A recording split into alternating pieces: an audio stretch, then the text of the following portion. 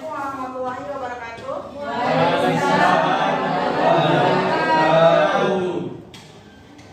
Bagaimana kabar semua? Alhamdulillah baik. Oke, sehat ya? Alhamdulillah, puji syukur kita panjatkan atas kehadiran Allah Subhanahu wa Ta'ala.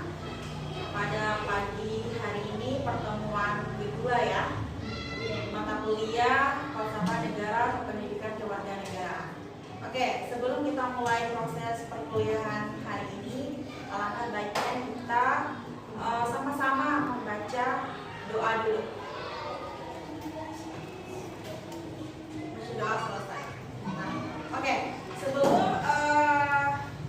saya masuk ke materi, saya akan absen dulu ya. Oke, Al-Fatihah Nisa, Reza Nur Fitria Sari, Nurfita Sari ya. Kemudian Nadia, Rafika, Nur Fitriani, Rosmiati Dahlan, Iis Mulyati, Utria, Ariskin, Abdul Anas, Isnandi. Oke, jadi hari ini hadir semua ya. Oke, jadi untuk pertemuan kedua ini kita akan membahas tentang falsafah negara. Ada yang tahu nggak apa itu falsafah? Sebelum kita masuk ke materi, saya akan bertanya dulu tentang apa sih falsafah, atau ada yang pernah dengar kata falsafah? Baik, izin Ibu. Ya. Assalamualaikum warahmatullahi wabarakatuh. Waalaikumsalam warahmatullahi wabarakatuh. Baik, saya ingin menjawab dari pertanyaan Ibu. Falsafah istilah ini secara umum bermakna pandangan hidup, pedoman, dasar atau sistem nilai yang diyakini sebagai kebenaran yang mengarahkan segala sikap dan tingkah laku dalam kehidupan sehari-hari. Jadi falsafah itu sebagai fondasi suatu negara. Kemudian ada satu kata yang sangat mirip sekali dengan falsafah, yaitu filsafat. Apa sih perbedaan dari falsafah dan juga filsafat itu sendiri? Ada yang tahu? Angkat tangan, siapa? Yang tahu? Oke, siapa? Ya, jadi mau jawab. Siapa namanya? Rosmiati Dahlan. Oke, Rosmiati Dahlan. Meskipun sedemikian sama, keduanya memiliki fokus yang sangat berbeda. Nah, kalau fokus dari falsafah itu sendiri apa? Falsafah lebih merujuk pada pandangan hidup, nilai dasar atau sikap dan yang dianut oleh seseorang atau suatu kelompok. Sedangkan filsafat itu lebih merujuk pada disiplin ilmu atau aktivitas berpikir kritis dan sistematis untuk mencari kebenaran dari hakikatnya sesuatu. Jadi kesimpulannya bahwa falsafah negara itu merupakan fondasi suatu negara. Kemudian untuk filsafat itu sendiri yaitu kita mencari kebenaran dari sesuatu hal. Ya. Nah, kemudian mata kuliah kita itu falsafah negara. Ya, hari ini materinya tentang falsafah negara.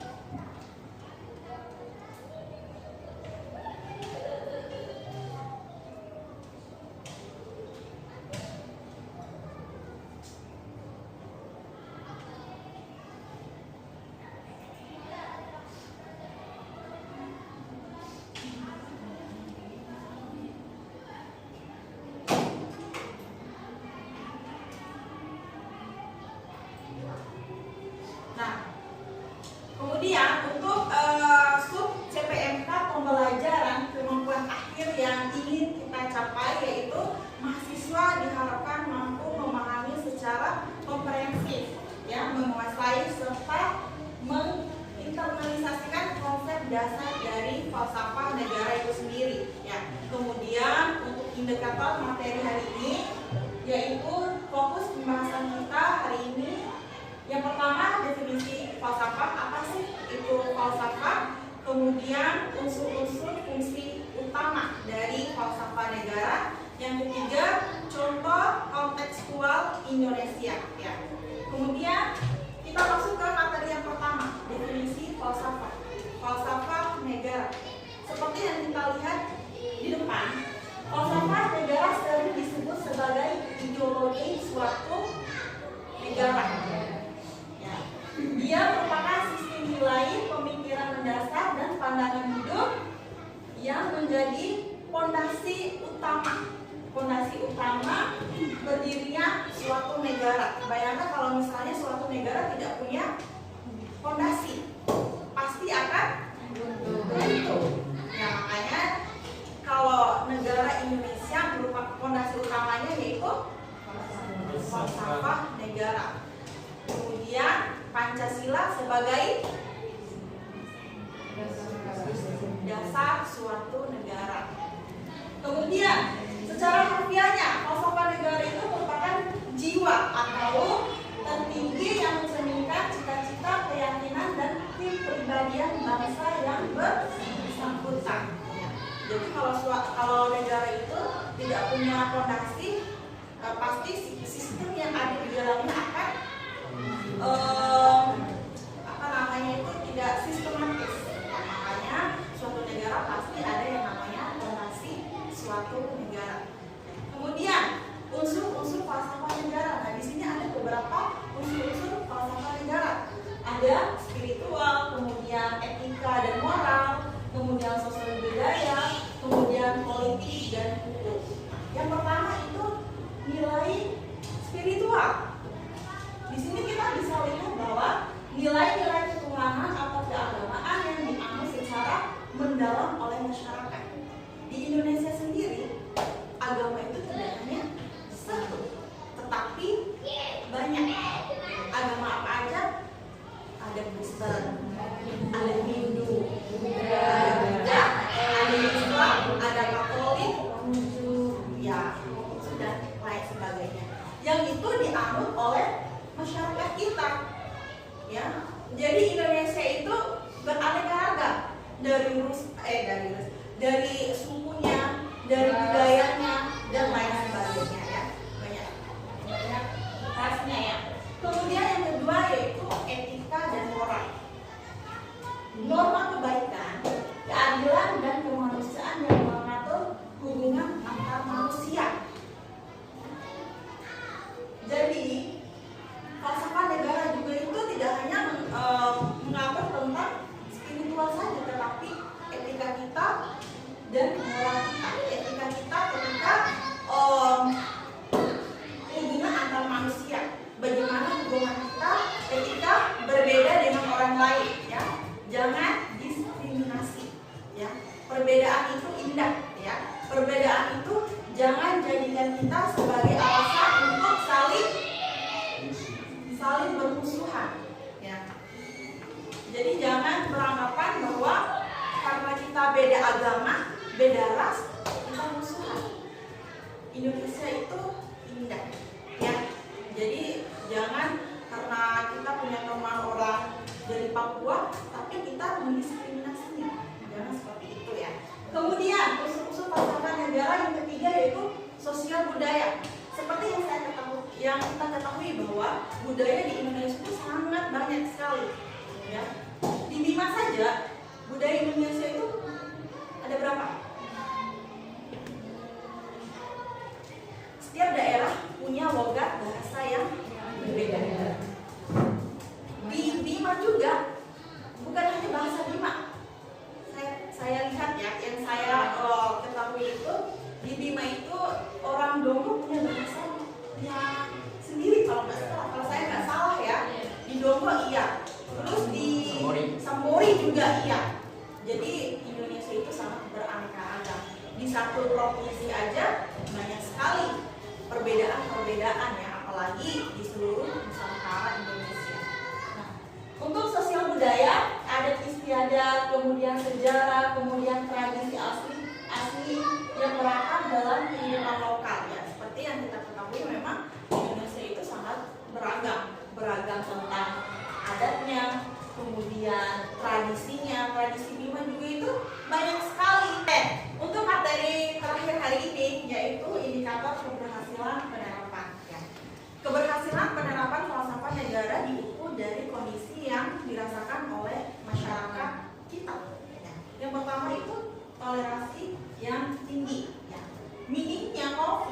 horizontal berbasis sara, suku, agama, ras, antar golongan.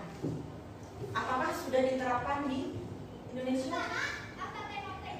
Apakah orang yang konflik masih didengar di suatu daerah? Kalau misalnya minimnya konflik berarti toleransi kita tinggi. Kemudian yang kedua, supremasi hukum. Hukum berlaku secara adil dan tajam ke seluruh arah tanpa memandang status sosial pelaku. Ya memang hukum di Indonesia itu tanpa memandang akan diproses, tetapi realitanya bahwa hukum di Indonesia itu tidak berlaku secara adil kalau menurut saya. Karena kenapa? Orang yang punya duit bisa beli hukum, sedangkan orang yang masyarakat biasa, mereka menerima hukuman itu sendiri tanpa bisa melawan, tanpa mendapatkan hukum yang adil. Kemudian indikator keberhasilan penerapan yang terakhir itu kesejahteraan yang merata. Ya, ada di sini yang sudah merasakan KIP? Sudah. BPJS gratis? Sudah. Ada yang sudah, ada yang belum. Sudah diurus belum? Belum pasti. Nah, kalau diurus pasti merasakan kesejahteraan yang diberikan oleh pemerintah seperti KIP, BPJS. Tapi KIP sudah dapat semua ya? Iya. Dari kampus ya? Iya. Sudah ya, alhamdulillah. Ya, jadi itu merupakan, nah inilah indikator keberhasilan dari falsafah negara itu sendiri. Ya. Oke, untuk materi hari ini sampai di situ. Nah, sekarang kita masuk ke sesi tanya jawab. Ada yang mau bertanya? Ada yang mau bertanya? Tidak ada. Oke, kalau tidak ada yang bertanya, saya yang akan bertanya. Siap. Untuk merefleksikan materi yang sudah disampaikan tadi, di sini saya sudah menyiapkan beberapa pertanyaan esai. Pertanyaan pertama, mengapa hukum dan undang-undang di suatu negara tidak boleh bertentangan dengan falsafah negara? Ada yang mau menjawab? Izin Ibu. Oke, siapa namanya? Nama saya Isnandi. Isnandi. Oke, silakan dijawab Isnandi. Jawabannya karena falsafah negara adalah fondasi atau aturan tertinggi. Jika fondasinya ditabrak, maka aturan-aturan di bawahnya akan runtuh atau rusak. Negara bisa kehilangan arah. Nah, oke. Seperti yang kita ketahui memang ketika fondasi negara itu diobrak-abrik, maka sistem di dalamnya itu pasti akan runtuh, akan berantakan. Makanya kita tidak bisa mengobrak-abrik yang sudah ditetapkan. Ya. Oke, jawabannya saya terima. Oke, untuk sesi pertanyaan kedua, apa perbedaan fungsi falsafah negara sebagai dasar negara dengan fungsi sebagai pemersatu bangsa? Siapa yang mau menjawab? Saya Bu. Oke, siapa namanya? Rafika. Oke, Rafika, silakan dijawab. Saya akan menjawab terkait pertanyaan nomor 2, yaitu sebagai dasar negara berfungsi di ranah hukum yuridis menjadi fondasi tertinggi di mana segala undang-undang dan peraturan yang dibuat tidak boleh bertentangan dengan falsafah tersebut. Terus yang kedua, sebagai pemersatu bangsa berfungsi di ranah sosial menjadi alat pelekat atau integrasi yang menyatukan berbagai perbedaan suku, ras, agama, dan golongan agar tetap harmonis dalam suatu kesatuan. Oke, jawabannya sudah bagus sekali ya, kita beri aplaus.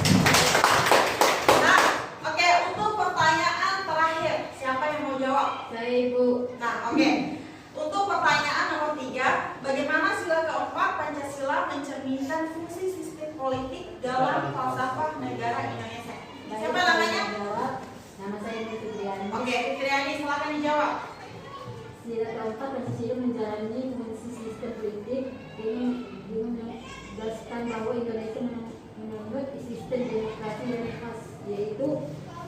yang dipimpin oleh hikmat, kebijakan, dan mengutamakan masalah untuk mewakafkan. Nah, oke. Jadi itulah beberapa jawaban dari teman-teman kita ya. Jadi kita beri aplaus dulu. Nah, saya ucapkan terima kasih untuk pertemuan hari ini ya. Dan untuk pertemuan minggu depan, sebelum saya tutup, saya ingin memberikan tugas terlebih dahulu ya. Jadi saya memberikan tugas buat review jurnal tentang falsafah negara. Jadi minggu depan saya akan lagi dikumpulkan pas pertemuan minggu depan. Gimana? Bisa? Bisa.